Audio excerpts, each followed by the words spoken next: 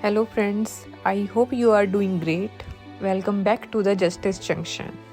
In this video, I am going to share with you question answers of Code of Civil Procedure for pre-point of view. These questions are important for all type of legal competitive exams. It's kind of revision before any competitive exam. If you are new here, thanks for checking us out. And if you have not subscribed to our channel yet, now it's the perfect time to hit that subscribe button. In this video, we will tell you exactly why becoming a subscriber is a fantastic idea. Start करते हैं। Code of civil procedure में total कितने sections हैं और total कितने orders हैं?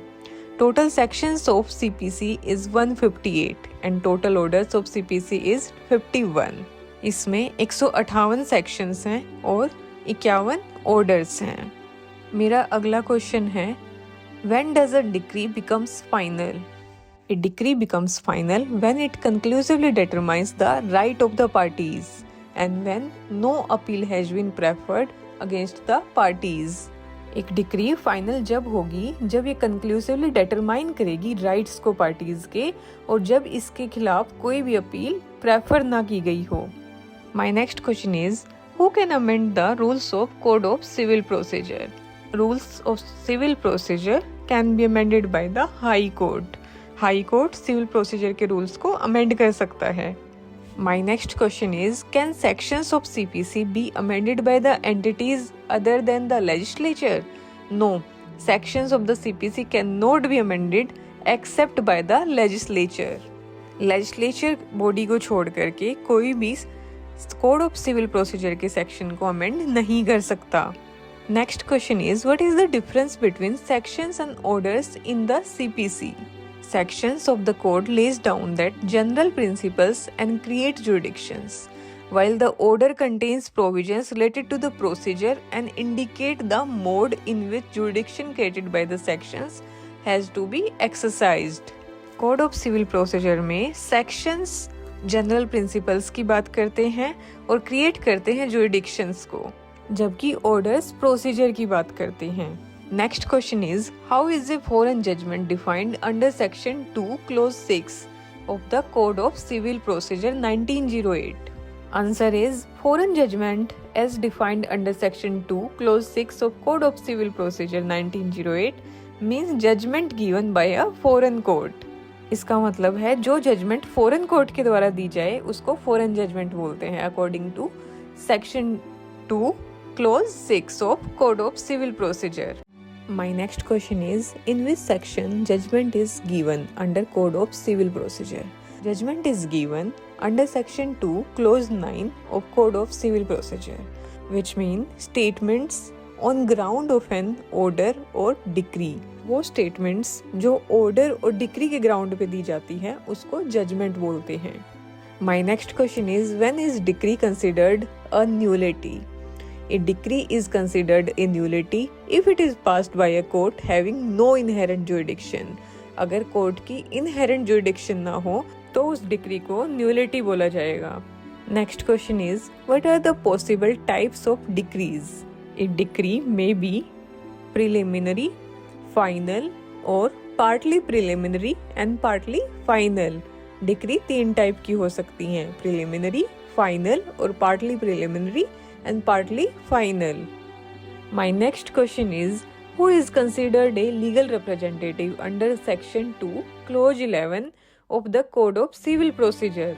ए legal representative under section 2 clause 11 of code of civil procedure means a person who in law represents the estate of the deceased. जो deceased की estate को represent करे उसको deceased बोलते हैं according to section 2 clause 11 of code of civil procedure. Next question is, in which type of suits can a preliminary decree be given? A preliminary decree can be given in preemption suits, suit of dissolution of partnership and administrative suits. इन तीनों suits में preliminary decree को दिया जाता है। Next question is the sarpanch of the gram panchayat considered a public officer under section 2 close 17 of the Code of Civil Procedure 1908?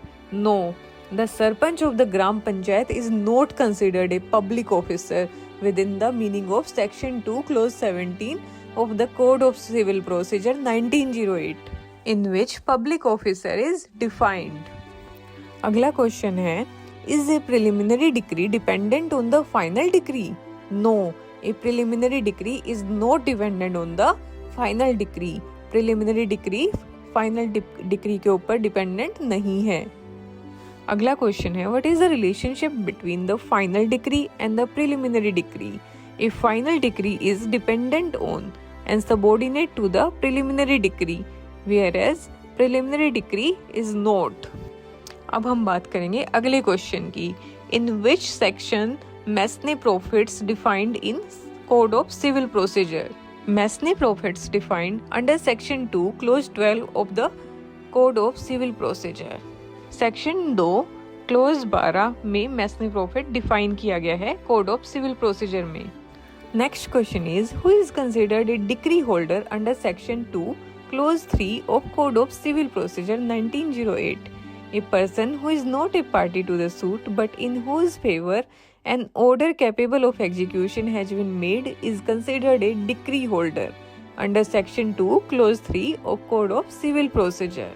A decree holder under Section 2, Clause 3 of Code of Civil Procedure 1908 is the plaintiff, the defendant, a person who is not a party to the suit but in whose favor an order of capable of execution has been made. Next question is a creditor considered a legal representative? No, a creditor is not considered a legal representative. Creditors को legal representative नहीं माना जाएगा. Next question is, are mean profit is a form of compensation that is penal in nature? Yes, mean profits is a form of compensation that is penal in nature. Next question is, what is the main objective of awarding a decree for mean profits?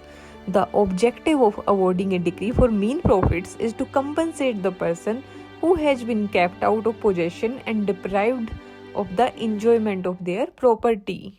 Next question is, can a claim for wrongful possession be made in respect of both movable and immovable property? Yes, a claim for wrongful possession can be made in respect of both movable and immovable property. Wrongful possession को claim कर सकते हैं movable और immovable properties के case में. Next question is dismissal in default considered a decree? No, dismissal in default is not considered a decree. अगर कोई suit default की वजह से डिसमिस किया गया है तो उसको डिक्री ट्रीट नहीं करेंगे. Next question is, does an order overruling a plea against the maintainability of a suit amount to a decree? Yes, an order overruling a plea against the maintainability of a suit amounts to decree. Next question is, what is the basis of the jurisdiction of court in India? The basis of the jurisdiction of a court in India is pecuniary value, subject matter and local limits. Next question is, can the jurisdiction of a civil court be barred in India? Yes, the jurisdiction of a civil court can be barred either expressly or by impliedly. Civil court की jurisdiction को बार किया गया है India में by express way or by impliedly. Next question is, under which section of the Code of Civil Procedure is a suit liable to be stayed? A suit is liable to be stayed under Section 10 of Code of Civil Procedure.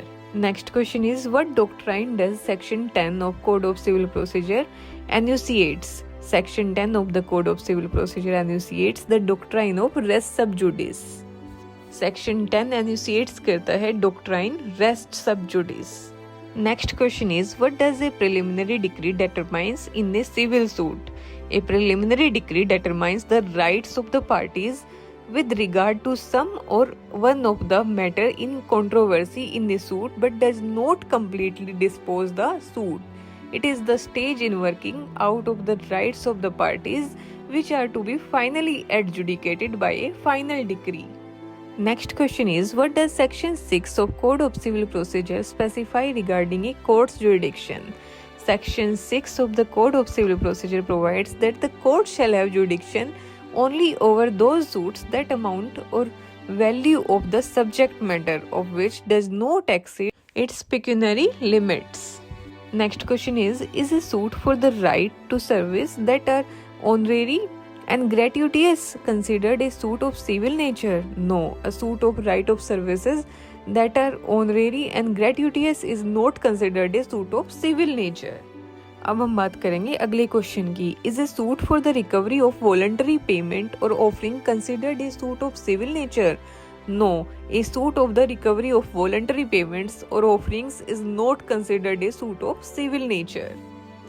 किसी भी suit में voluntary payment और offerings की recovery करना civil suit नहीं कहलाता, उसका nature civil नहीं होता. नेक्स्ट क्वेश्चन इज, क्या मंदिर के अंदर वर्शिप करना एक राइट है सिविल नेचर का? और ऑफरिंग्स को शेयर करना टेम्पल में राइट है सिविल नेचर का? Yes, right to worship in temple and right to share offerings in a temple is the suit of civil nature. Next question is, according to section 9 of CPC, under what condition does a court have jurisdiction to try a suit? Section 9 of CPC lays down that the court shall have jurisdiction to try all the suits of a civil nature, excepting suit of which their cognizance is either expressly or impliedly barred. मेरा अगला question है, what determines whether a suit is of civil nature? The question is a suit is of a civil nature will depend upon the subject matter of the suit. ये depend करता है what is the subject matter of the suit. Next question is, are suits relating to the right of worship in a temple, the right to share in offerings in a temple, and the right to take out religious procession considered suit of a civil nature? Yes, suit relating to the right to worship in a temple, the right to share in offerings in a temple, and the right to take our religious procession are considered to be a suit of civil nature. Next question is, does section 10 of CPC apply when a previously instituted suit is pending in a foreign court? No, section 10 of CPC does not apply when the previously instituted suit is pending in a foreign court. Next question is, when is a suit said to be expressly barred? A suit is said to be expressly barred when it is barred by the provisions of the civil code or when it is barred by an enactment for the time being in force. Next question is, can section 10 come into operation after the settlement of issue in a subsequent suit? Yes, section 10 can come into operation after the settlement of issue in a subsequent suit. Next question is it essential for the subject matter and the cause of action to be the same in both suits for the rule of res sub judice to apply? No, it is not essential for the subject matter and the cause of action to be the same in both suits for the rule of res sub judice to apply. Next question is the rule of constructive res judicata expressly contained in the code? The rule of constructive res judicata is not expressly contained in the code. Next question is, what does the principle of res judicata apply in legal context? The principle of res judicata applies when the matter in the former suit is directly and substantially in issue. Res judicata जब apply होता है जब matter farmer suit में directly और substantially issue हो. Next question is, does the principle of res judicata apply to both suits and execution proceedings? Yes, the principle of res judicata applies to both the suits and execution proceedings. Res judicata के principles execution proceedings और suit दोनों के साथ apply किए जाते हैं. Next question is, where the concept of constructive res judicata found in the law? The concept of constructive res judicata is contained in explanation 4 to section 11. Constructive res judicata explanation 4 section 11 के अंदर दिया गया है. Next question is, are consent or compromise decree and dismissal in default exception to the application of res judicata? Yes, res judicata is not applicable in the cases of consent and compromise decree and dismissal in default.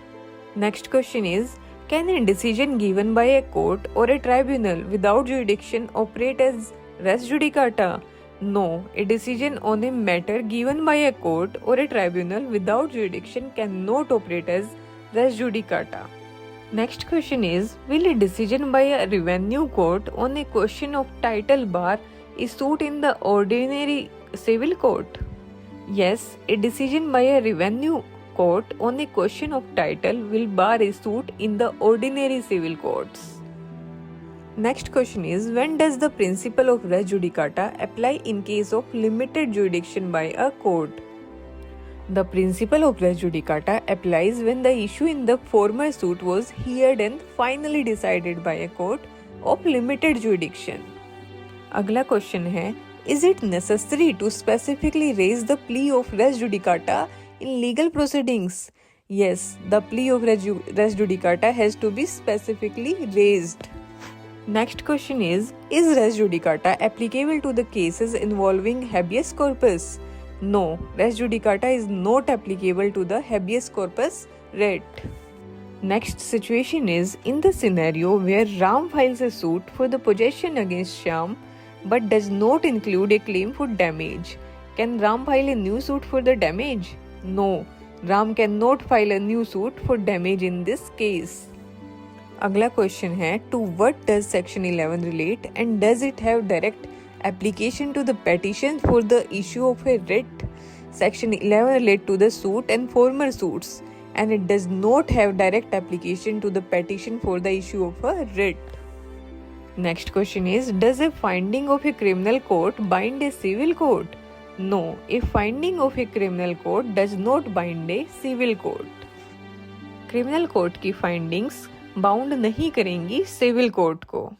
Thank you for joining me in exploration of Code of Civil Procedure. I hope this video has been a valuable resource in your preparation of competitive exams. Remember, knowledge is your greatest weapon and your dedication will lead you to success. Stay curious, keep learning and never stop striving for excellence. Best of luck on your journey ahead and until next time, stay inspired and stay motivated. Goodbye, happy learning.